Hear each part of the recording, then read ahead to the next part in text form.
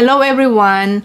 Ang video na ito guys ay paalala sa inyo ng mga viewers ko kasi may mga fake accounts na naman na naglipana dyan at ang pangalan po ay Menchis Philcan Life.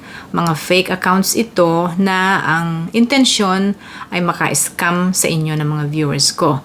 At dahil both ang aking YouTube channel at ang aking FB page ay pareho ang pangalan, Menchis Philcan Life, both my viewers po sa dalawa kong accounts ay pareho pong posibleng target ng mga scammers na ito.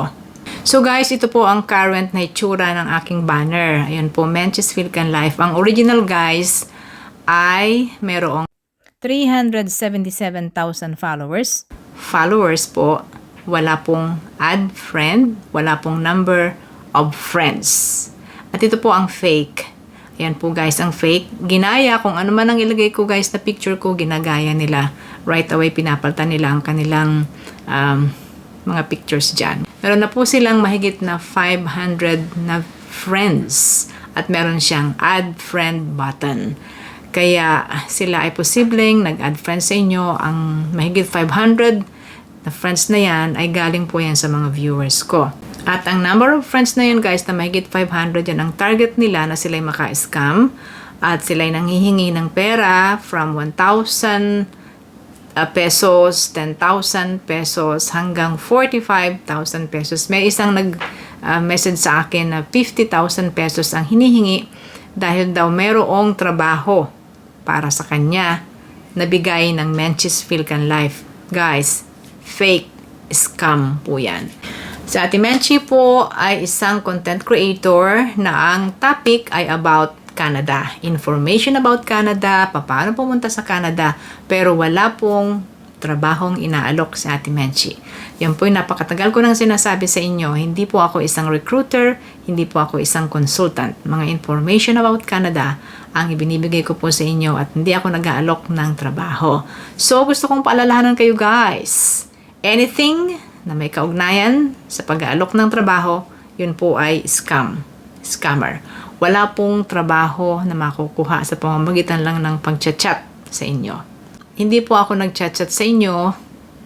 Actually, marami na pong ipinadala ang aking mga viewers na chat. Ayan po, ganyan ang mga chat nila. Pagkatapos, aalokin na po kayo ng trabaho at hihingan kayo ng pera. Paalala guys, huwag maging biktima ng scammer. So, kung sila ay nag-add friend sa inyo, huwag po kayong mag-respond. Kung sila ay nag-chat sa inyo, huwag po kayong sumagot. Sa halip guys, paki-report na po kay Meta. I-report nyo sila as fake profile, tapos hihingan niya kayo kung sino ang ginagaya niya. Pretending to be Menchis Philcan Life po ang ilagay ninyo doon. And then, i-block na po ninyo sila. At huwag maniwala po na may trabaho na makukuha lang sa pamamagitan ng pag-chat nila sa inyo. Imposible po guys yun. No? That's very impossible. Inuulit ko guys, huwag maging biktima. Si Ate Menchi po ay hindi nag-aalok ng trabaho kanino man. Ang gumagawa niyan guys ay ang mga fake account na ang layunin ay maka-scam sa inyo. Ibas scam po tayo guys. Manood lang po kayo sa mga original na mga YouTube channel, original na mga Facebook page ng inyong mga paboritong YouTuber at mga FB accounts. Yan po guys. Thank you sa Ate Menchi from Toronto. Salamat sa inyong panonood.